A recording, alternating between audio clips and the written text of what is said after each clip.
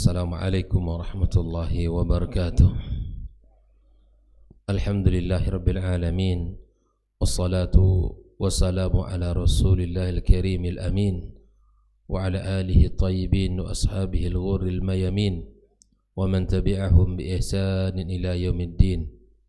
Asyhadu an la ilaha illallah wahdahu la syarika lah, al-malikul haqqul mubin, wa asyhadu anna Muhammadan abduhu wa rasuluhu المبعوث رحمة للعالمين.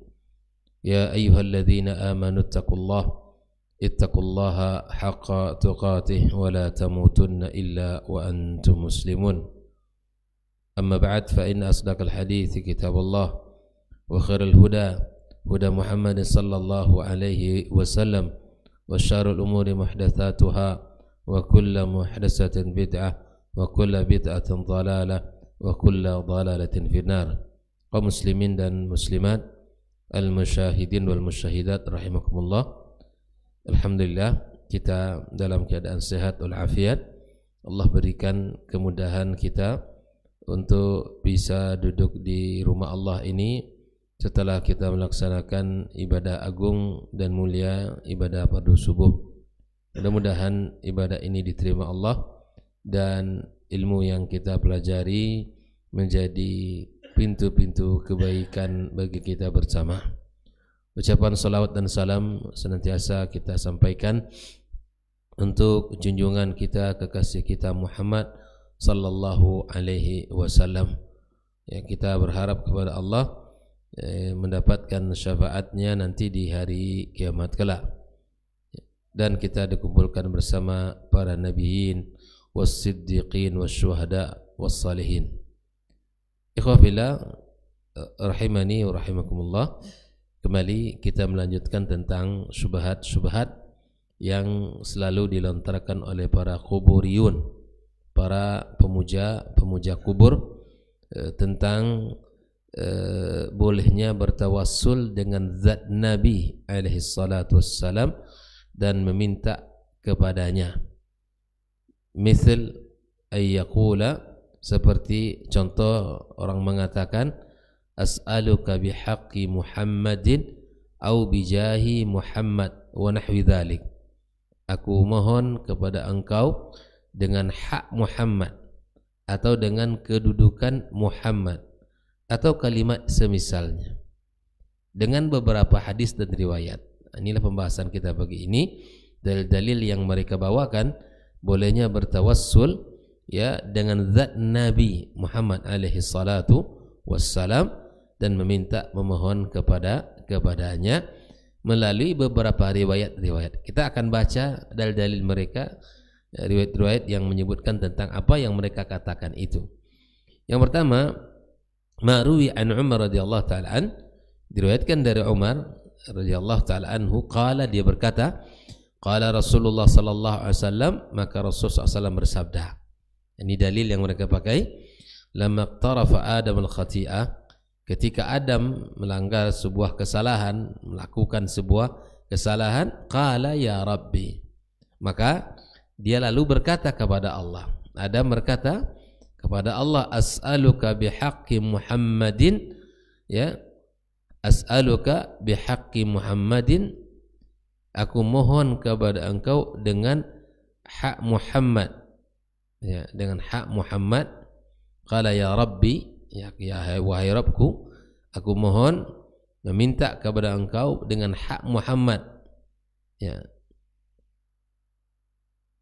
Faqala Allah ya Adam, ya, maka Allah berkata kepada Adam alaihissalam, kaifa arafta Muhammadan wa lam akhluquhu.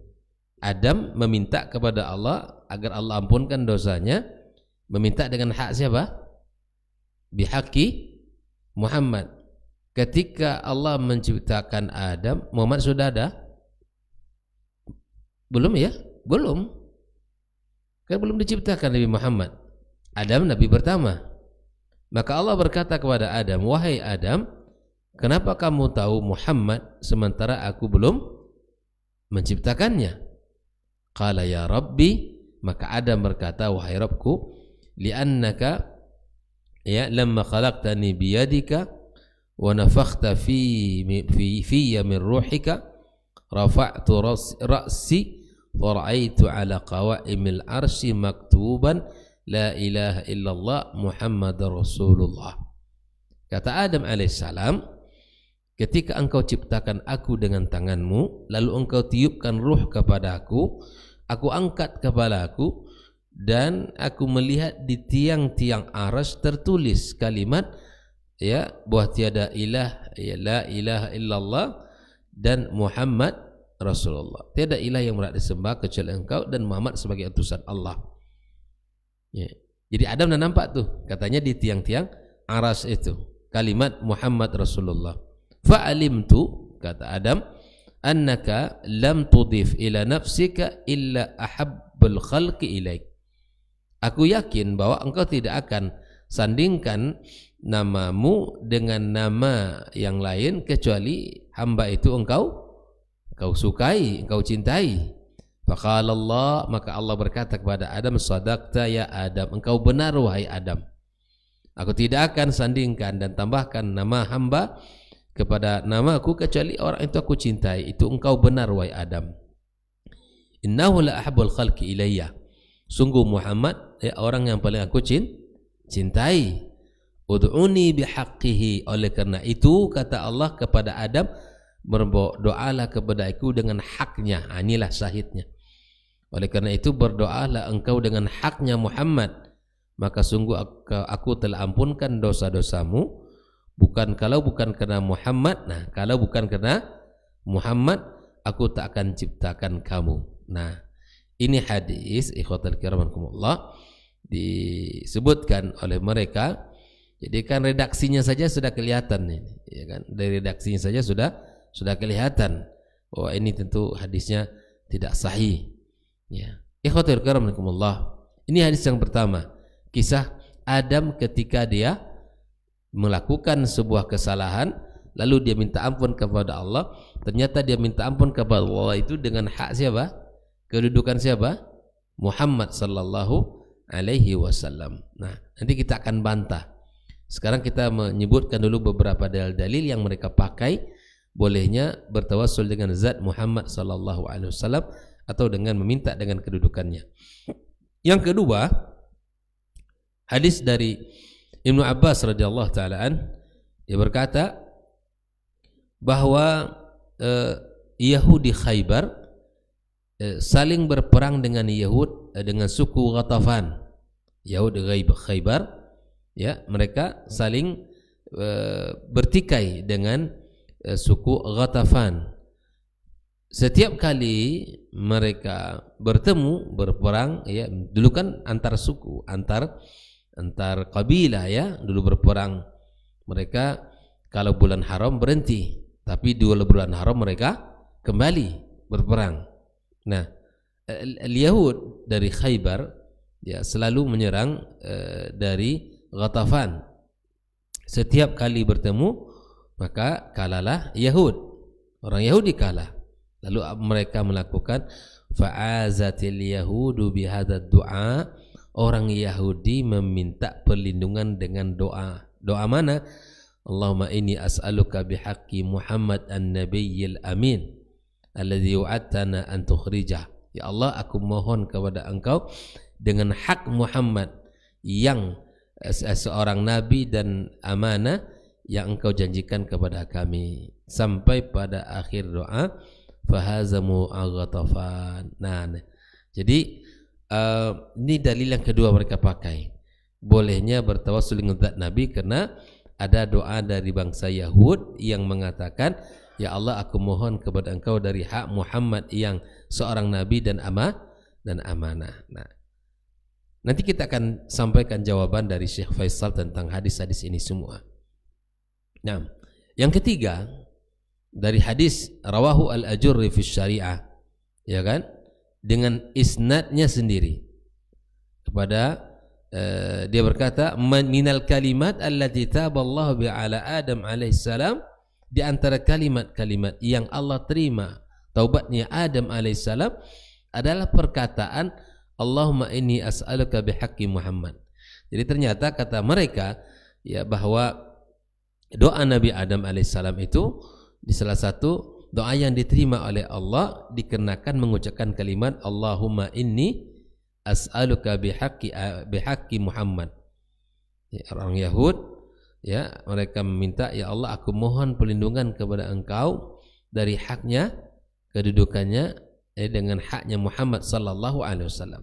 Ini hadis yang ketiga ya, atau dalil yang ketiga yang mereka pakai melegalkan perbuatan mereka, memohon kepada bertawassul dengan zat Nabi Muhammad sallallahu alaihi wasallam setelah dia wafat dan meminta kepadanya.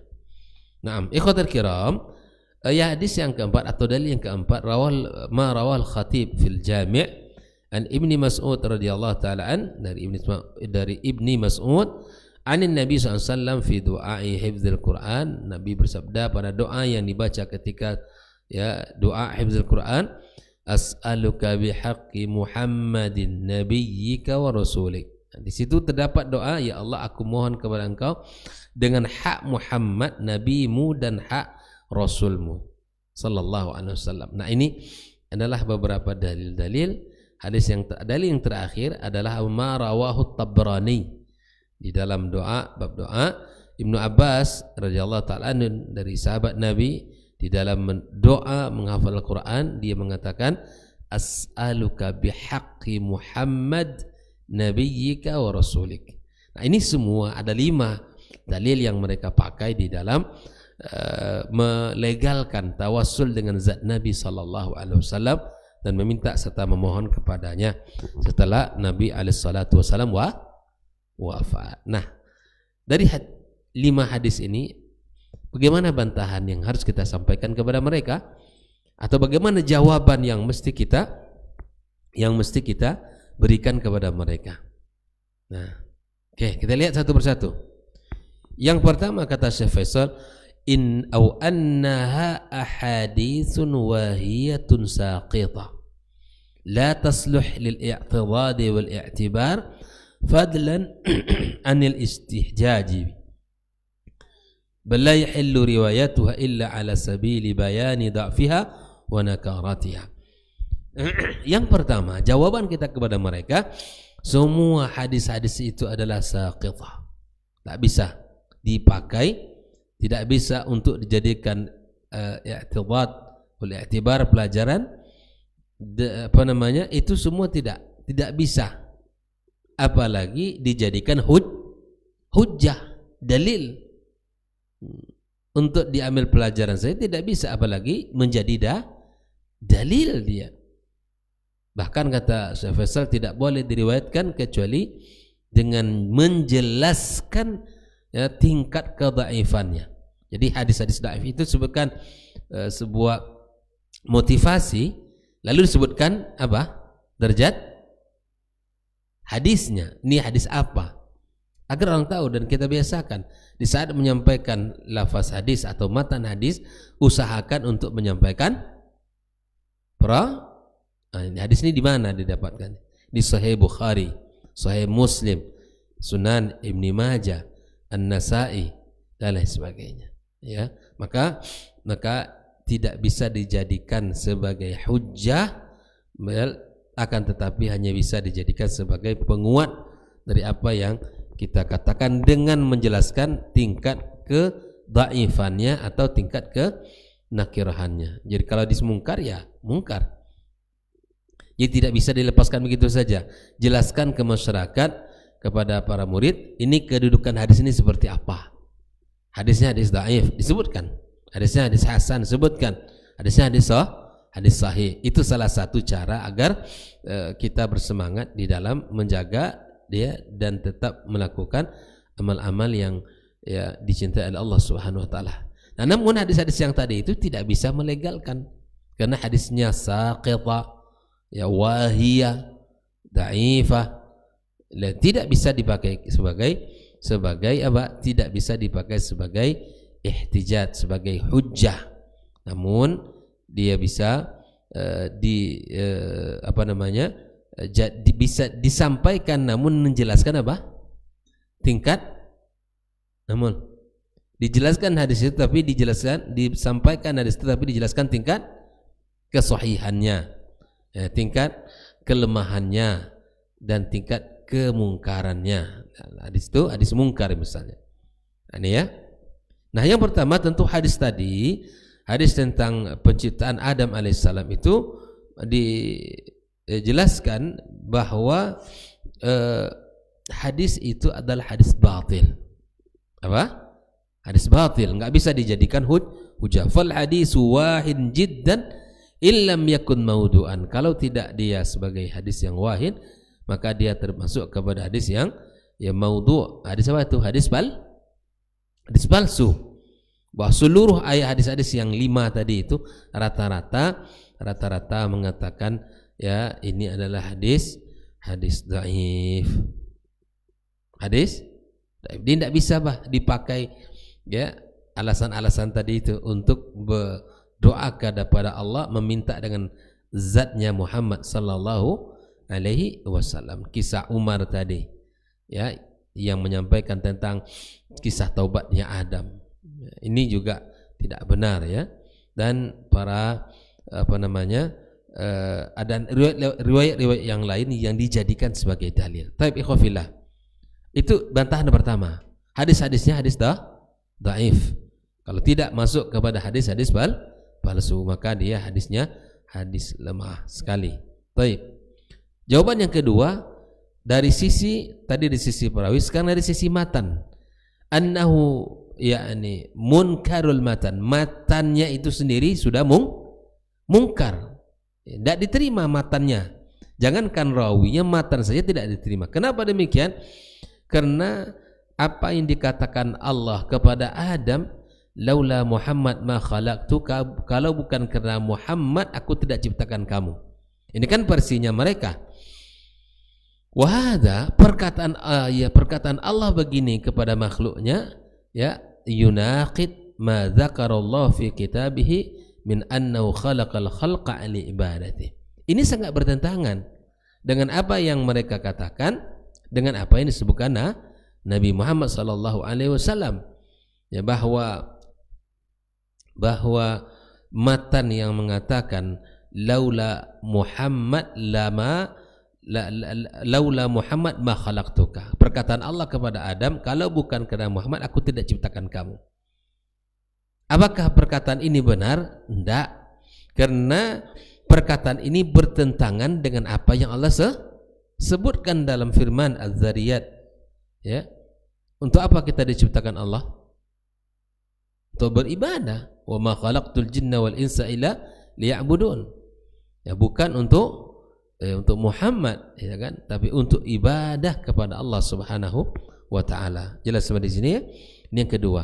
Kalau yang tadi adalah hadisnya secara umum adalah dhaif, bahkan maudhu'. Yang kedua dari sisi matannya, matan hadisnya itu mungkar.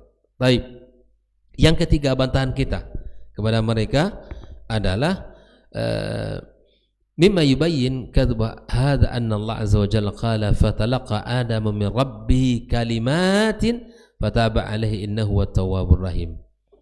Allah Subhanahu wa taala mengabarkan kepada kita bahwa ya Adam ya bertaubat dengan kalimat ini, bukan seperti yang dikatakan mereka. Allah terima fatalaqa Adamu min rabbih kalimatin fataba alaihi innahu huwat tawwabur rahim. Ya Allah terima. Ya, Allah terima taubatnya Adam alaihissalam dengan kalimat ya, dengan kalimat ya innahu huwat tawwabu ar-rahim. Allah tabaraka wa taala mengabarkan ya kalimat ini. Fatalaqaha min wa qad zakaraha Allah azza wa jalla fi qauli qala rabbana zalamna anfusana wa illan taghfir lana wa tarhamna lanakunanna minal khasirin. Jadi dari sisi rawi dhaif, dari sisi matan mungkar. Nah, dan kemudian yang keempat ini menjelaskan antara ya yubayyin kadhib haula, mendustakan perkara-perkara yang yang mereka dustakan. Jadi dijelaskan apa yang mereka dustakan atas nama Allah Subhanahu wa taala. Ya, ikhwafillah rahimani rahimakumullah. Nah, yang keempat bantahan kita kepada mereka apa? Lau kana Adam alaihissalam qad qala hadza fa ghufira lah laqad ummatu Muhammad ahaqqu bihi min. Andaikan Adam alaihissalam diampunkan Allah Subhanahu wa taala dengan kedudukan Muhammad, maka umat Muhammad lebih utama untuk mendapatkan ampunan, ya. Oleh karena itu bal kul anbiya min dzurriyyati ahaqqu bih. Naam. Wa man lahu ilmun bil athar alima yaqinan anna an-nabiyya lam ya'mur ummatahu bihi. Barang siapa yang memiliki ilmu yang cukup tentang hadis Nabi SAW, maka dia tahu Nabi tidak akan menyuruh perbuatan yang menyelisihi, gitu ya, perbuatan yang menyelisih itu. Maka ikhwafillah rahimani rahimakumullah, kita berusaha untuk senantiasa kuat di atas agama Allah Subhanahu wa taala dan di atas jalan kebaikan-kebaikan ini, sehingga kebaikan itu akrab dalam kehidupan kita dan subhanallah menjadi hal-hal yang sangat kita bahagia nanti di hari kiamat kelak bila mana amal kita diterima oleh Allah Subhanahu wa taala. Naam, inilah 4 bantahan. Yang pertama sisi riwayatnya adalah mungkarul hadis, yang kedua dari sisi matannya, dari sisi riwayat adalah dhaif maudhu', dari sisi matannya adalah yakni annahu munkar al-matan. Kemudian dari sisi yang lain bahwa Adam diterima taubatnya oleh Allah setelah dia mengatakan, ya Rabbana zalamna anfusana wa illam taghfir lana wa tarhamna lanakunanna minal khasirin. Ikhwatal kiram, yang keempat bantahannya bahwa Adam alaihissalam ketika diampunkan oleh Allah, ya, dosanya di saat menyebut Nabi Muhammad SAW, maka umat Muhammad lebih utama untuk mendapatkan ampunannya, ya. Ini pembahasan kita pada pagi ini. InsyaAllah kita lanjutkan besok pada jenis bantahan hadis yang kedua. Jenis bantahan hadis yang kedua. Baik, kini kita tutup pembahasan kita. Semoga Allah SWT berkahi ilmu kita. Allah jadikan kita orang-orang yang selamat dari bentuk-bentuk penyimpangan dan bentuk-bentuk kesyirikan-kesyirikan yang ada di dalam kehidupan ini. Naam. Wassallallahu ala nabiyyina wa habibina Muhammadin wa ala alihi wa sahbihi ajmain. Assalamualaikum warahmatullahi wabarakatuh.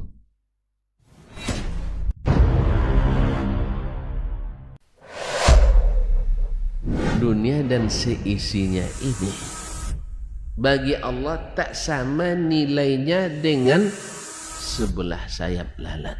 Barang siapa yang beramal untuk akhiratnya, Allah akan cukupkan baginya urusan dunia.